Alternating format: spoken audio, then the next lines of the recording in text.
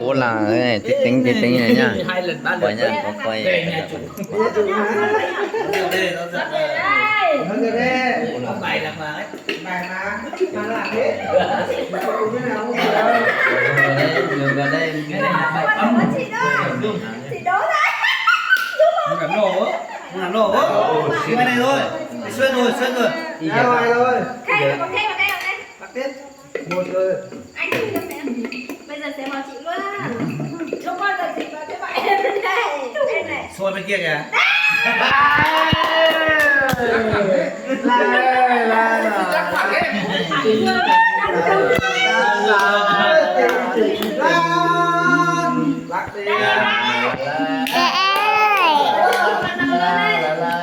Mình muốn bao giờ nó lấy không có nhỉ.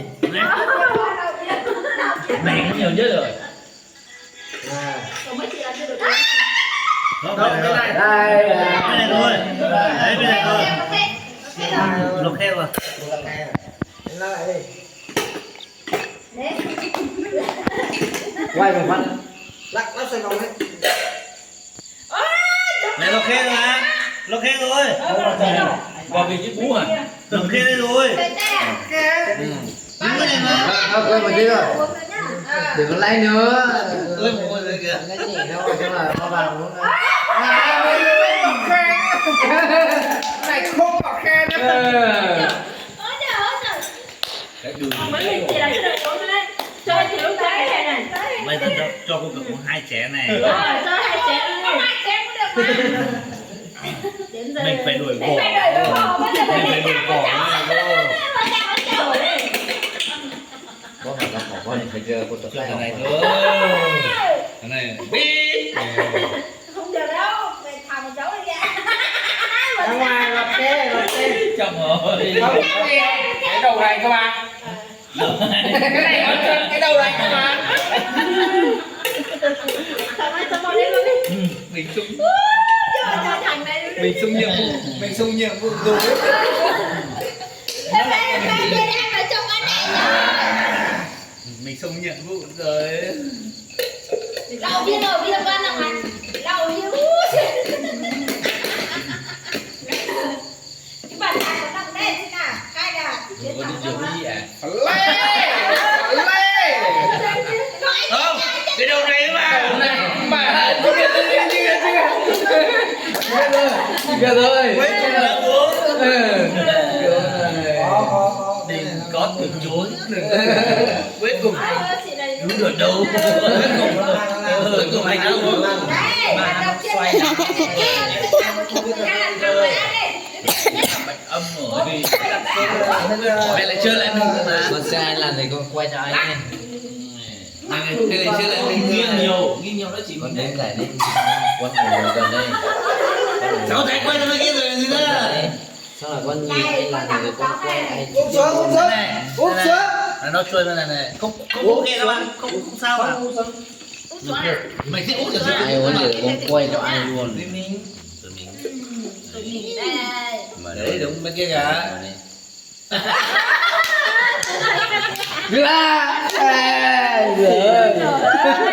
anh mẹ đi làm em ăn từng này em à đấy cho em ăn luôn đấy anh cho này về em cho đấy Đó cái này là mình chị em mình nghỉ nhá. Cho cái đó. con Lúc chưa cái này nghỉ. Đây còn ở đây. Còn lúc cái này nghỉ thôi. ui cái đấy không ăn đến tết Ở dưới. Ôi. có anh nghe thấy gì không Có. Những kia là rượu không đủ rồi đấy. Không phải. nhưng mà có anh nghe thấy gì không Có là trong dưới hàn à. Sát đánh hầu ở đấy. Ừ. Chênh gớn. mình ăn một nhánh ai bảo anh Anh ăn gì đấy? anh ăn sớm đấy Anh ăn thôi. anh ăn sớm Trời ơi, em thích với nhau lắm. Nó tranh được ăn rồi. anh ăn từng ngàn cái điều rồi uống đi anh uống cho đi mình ăn có mấy một ngón chân của nó anh uống từng chén cho đi rồi Anh chạy uống đi, lát nha. Ui, uống đi. Anh ấy con chừng. Đấy nó hỏi ăn trước. Ngon chắc là nó. Cái nó chừng nó nói Người ta đã bảo miếng ăn miếng tồn tại. ăn ngón chân nó chỉ mình luôn. Thật đấy. Bây giờ bài lát còn chỗ ngủ này. Anh không thấy lâu đấy. Vòng tròn vòng xoay này, xoay nọ xoay kia này, xoay không chỉ vào mình này. Khốn. Thế mà nó xong Sao đi xa đấy? Của anh sao đi xa đấy? sao nó ở đây? Vừa nói xong rồi. Xoay xong rồi.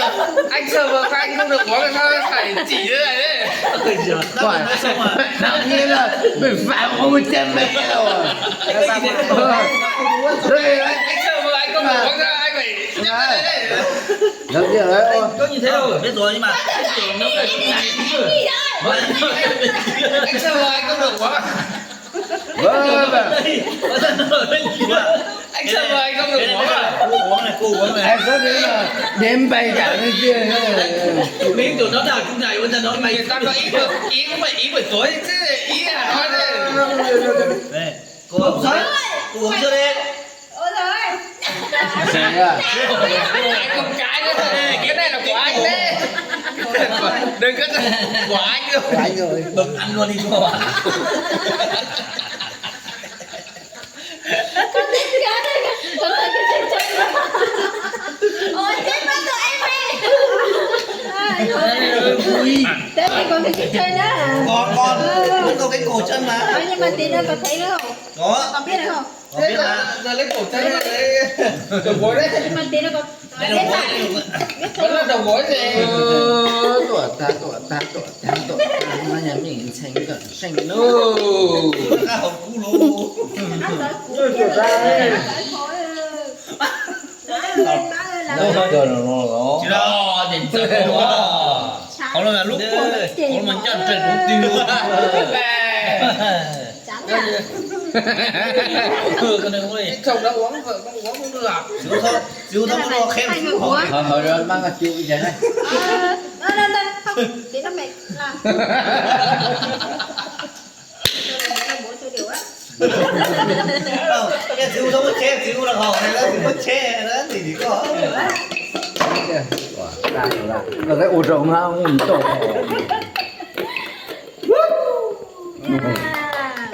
Trẻ. tinh lên Chị làm thẳng. lúc nào mà chơi thẳng luôn chơi chữ lại Này thì cũng cái được. Cái này khó lắm. Em uống lên 5 chén rồi mà em chỉ là một chế rồi Ba kìa chế này như thế nào? Mình làm cái tất cả bay đâu mình cũng biết. ôi chị cưa là được một đến ai cũng đến được ba thế nhỉ? Em đếm được rồi ấy. Cái trình nó thái. Ủa nhiều nhân nhỏ đây là lên. nhiều nhất rồi đây là nhiều nhất rồi Mà đến ai vẫn đếm được chén nhỉ? Em cũng đến vào rồi anh. Làm nó nhiều phết lên đấy. Thế em không đếm được chén rồi. Ok. 4 chế nó cân này Con quay. Nani. Làm đi không nào? Nani. mình có làm như thế chứ Không em có làm như thế em khó. Nhưng mà em còn lắc mà. Em khó mà, không phải em khó mà. Chuyên môn. 6 chế Đó giờ đi. Uống rồi làm sao? để làm sao cũng em 6 chế thôi đấy Cô này làm gì thì làm cho cô cửa uống một chén nào. đúng rồi chế này này nhá chế này phải 2 chế mới đúng 3 chế mới đúng có thể là thẳng với em thẳng với em Ai cái xem trước. ai cái xem mà uống mà chế không nhá Quay thì nó. Làm thế. Không, cái này không lọt luôn. đúng rồi cái nào người này xuống Ăn rồi. Ăn rồi. Ăn chưa rồi. Ăn chưa rồi, ăn chưa rồi. Uống đi, uống đi. Uống đi. Anh mà hai người các công trình ngò về tí em nào. Đó rồi. Không phải anh sao anh chỉ cũng được mà. Ra đây ra. Ô, nó bị xảy ra đúng không ạ? Ăn rồi này. em này với lại cháu bà này một thằng nó sẽ có 2 chân Cha, dùng cái cầu dùng cha. thế này thằng vào chữ ơi chén hai chén Hai chế luôn chị ơi, hai chế luôn. Đó, hai chế luôn. thấy không Kệ đi, cứ kệ cô đi.